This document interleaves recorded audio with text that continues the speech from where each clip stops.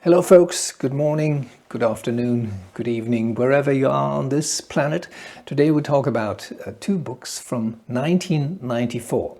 Why 1994? Well, it's in a very interesting period of time because the internet was taking off at that time.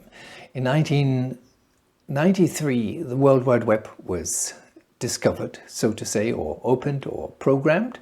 And a year later, there were a mass of books in the bookshelves about the internet, what it was. It was such an interesting medium that many authors thought they would have to write books about the internet. And these two books I'm going to show you today, I found them in my shelf in my studio, are quite amazing in terms of what happened in 1994, but they're totally irrelevant for today. But of course we need to know the past in order to talk about the future. So the first book is called The Internet Yellow Pages. For people who don't know what yellow pages are, classically yellow pages were books printed on yellowish paper, and you would find businesses in those books. For example, a haircutter under H, the letter H, or plumber, P. So this is quite interesting size-wise because the book is very thin. Well, it is 440 pages, but it's very thin because at that time the internet was considered to be very small, and today if you would write yellow pages of the internet today, it would pile up to the moon, I guess. Second book is quite interesting too, Navigating the Internet. One book, and of course you could get 1 month free connection time. There is something in the very back of this book, which is a diskette with software to browse the World Wide Web. I don't know if it was called World Wide Web then. I guess so, but we'll find out when we, well, open those two books. In 1994, you could access the internet via certain communication protocols or even dedicated computers. Gopher and Telnet were two of such names. They all lost their importance and relevance a few years later. It was the World Wide Web which took over and left most of the rest behind. In the introduction, the authors of the Internet Yellow Pages brag about this book. It will change the way you think about the world and about people and how we exist as a species. Sounds pretty innocent, and in a way the internet in those days was innocent. There were internet worms, early forms of online viruses, but no businesses, no online banking, no eBay, no Amazon. NATO, the European Commission, the Washington Post, and lots of other organizations all of a sudden came into the public eye. They were part of the internet before, but news was that now everyone with a modem and a telephone line could read what they wrote. Read means it was a world of text and only very, very few pictures, no videos, no audio.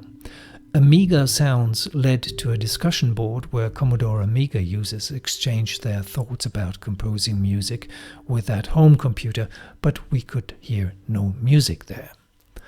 AIDS was a major topic in 1994. So was the PC operating system OS/2 for people who hated Microsoft Windows and did not want to buy expensive Apple Macs. Of course, internet dating was there already, although in very simple ways, text only. You could find information about abuse, coming out, homo and bisexual, bondage, diaper, foot and hair fetish. The FTP and Gopher links, which were not called links in 1994, all the links in the book don't work anymore. JPEG was already known back then, as we see in this FTP link. Also virtual reality as a concept in science, not with real goggles. I don't know what the online bookstore OBS at TIC helplessly.com could have done for us. There's a whole chapter about the internet in the Internet Yellow Pages book. It shows the massive growth of the internet hosts, so massive that we see a logarithmic scale. No World Wide Web, no HTML, no browser mentioned in this book by Harley Hahn and Rick Stout, a book I purchased in New York City for $27.95. Let's close the Internet Yellow Pages now in order to navigate the internet with this equally deep-minded book by Richard J. Smith and Mark Gibbs, also published in 1994. The disk for Windows computers contained programs to get online, write and receive emails, and it contained an FTP client. Since the book focuses on the Usenet, the contents are very similar to the ones in the Yellow Pages book. We find chapters about what email is, how to get online, the internet connection from home, and who the folks are who already use the internet, institutions mainly, and scientists. We find brief descriptions of the old online world of Delphi, Genie, and CompuServe, and of the upcoming star for getting online in a cozy environment with clumsy connections to the internet, America Online, which was later known as AOL. We find a paragraph about the internetiquette for electronic mail, starting with the statement, "Don't shout." And shouting means, just like in our days, no messages in capital letters, please. There was an American president who was so rude to ignore this rule number 1 of the internetiquette. I think he still does. Chapter 10 is the real jewel in this book. The authors describe the, quote, Cadillac of internet navigation tools, the fastest growing tool in use on the internet. So the time to become Mosaic aware is now. Mosaic was the first browser to reach high popularity. It relied on the World Wide Web technology. The deluxe edition of Navigating the Internet by Richard J. Smith and Mark Gibbs. Both books historically interesting and helplessly outdated.